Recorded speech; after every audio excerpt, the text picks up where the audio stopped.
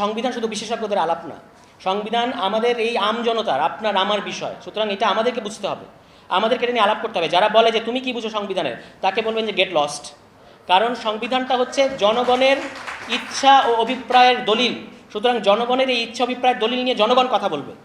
জনগণের মুখ যারা স্তব্ধ করতে চাইবে, যারা বিশেষজ্ঞদের দোহাই দিবে, আপনারা তাদেরকে বলবেন যে মানে আপনাদেরকে আমাদের দরকার নাই। তাহলে ব্যাপারটা কি? ব্যাপারটা হচ্ছে, দেখেন আমরা একটা খুব গুরুত্বপূর্ণ প্রস্তাব করেছি যে সংবিধান সংশোধন করতে হলে অবশ্যই জনগণের কাছে যাইতে হবে, গণভোট নিতে হবে। সংশোধন করার আগে গণভোট নিতে হবে। জনগণের মতামত ছাড়া সংবিধান সংশোধন করা যাবে না। ওই আপনাদের ফাও 2/3 বলে, 2/3 বলে, এবং 2/3 মজাটা আপনারা জানেন তো।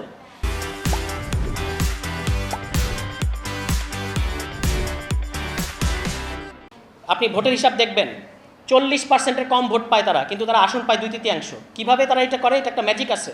ধরেন চট্টগ্রাম অঞ্চলে একটা কোনো দলের, বিশেষ দলের ভোট বেশি, সে এখানে আসন বাড়িয়ে দেবে, আর যেখানে তার ভোট কম সেখানে আসন কমিয়ে দেবে। এভাবে তারা আসনের মার পেয়েছে 2/3 পায়। কিন্তু ভোটের হিসাবে দেখবেন যে দল 2/3 পেয়েছে আসন, সে ভোট পাইছে 40%-এর কম।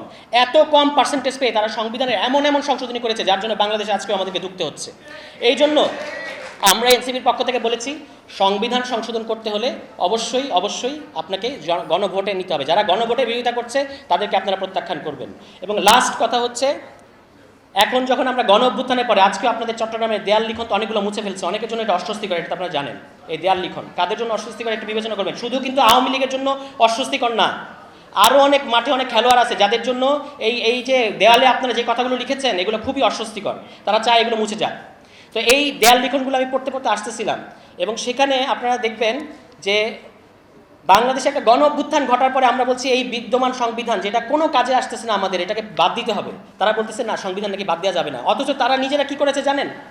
একজন ব্যক্তিকে সুবিধা দেওয়ার জন্য বাংলাদেশে 3বার সংবিধান সংশোধন করছে। একবার ষষ্ঠ সংশোধনী, আপনারা ষষ্ঠ সংশোধনীর কথা মনে করে দেখেন, উপরাষ্ট্রপতি থাকা অবস্থায় আব্দুস সাত্তার তাকে রাষ্ট্রপতি বানাতে হবে, এই জন্য সংবিধান একটা সংশোধনী করেছে, ষষ্ঠ সংশোধনী।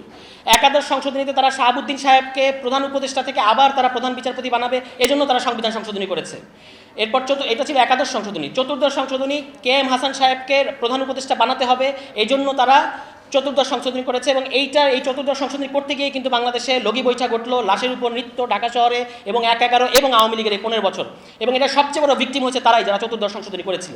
এই যে ষষ্ঠ, একাদশ এবং চতুর্দশ সংশোধনী যারা করেছে জনগণের কোনো ধরনের সম্মতি ছাড়া, আজকে তারা বলতেছে গণ অভ্যুত্থানের পরে নাকি আমরা নাকি সংবিধান পরিবর্তন করতে পারবো না। সেম সংবিধান আমাদেরকে পরিবর্তন করতে দিবে, এটাই বাংলাদেশের গণ অভিপ্রায়, গণরায়। বলে যে আমরা নাকি গণপরিষদ নির্বাচন বুঝি না। আপনারা কি সংবিধান পরিবর্তন চান কি চান না, এটা বলেন একটা। আপনি বলেন, তাহলে সংবিধান যদি আপনারা পরিবর্তন করতে চান, এটা করার জায়গা হচ্ছে গণপরিষদ। আমরা যদি সংবিধান পরিবর্তন করতে চাই, তাহলে আমরা গণপরিষদও বুঝি, আমাদের বোনেরা বোঝে, আমাদের ভাইয়েরা বোঝে, আমাদের সকল জনগণ, প্রাপ্তবয়স্ক জনগণ আজকে একটা জেনজিও বুঝে। আপনারা শুধু বুঝেন না। কেন জানেন আপনারা বুঝেন না? এই যে যারা বলতেছেন আমাদেরকে জ্ঞান দিচ্ছেন বর্ষিয়ান রাজনীতিবিদেরা, আপনারা বুঝেন না। তার কারণ হচ্ছে আপনারা এই সংবিধান পরিবর্তন হলে আপনাদের অনেক আপনাদের খেলা খতম। আপনাদের আসলে আর বাংলাদেশে আপনারা এক্সপায়ার্ড হয়ে গেছে। দ্রুত এটা মেনে নেন যে আপনারা এক্সপায়ার্ড। এই রাজনীতিবিদদের দিয়ে আর হবে না, এই তথাকথিত বর্ষিয়ান রাজনীতিবিদদের দিয়ে। এই নতুন সময়ের জন্য নতুন ধরনের রাজনীতি দরকার।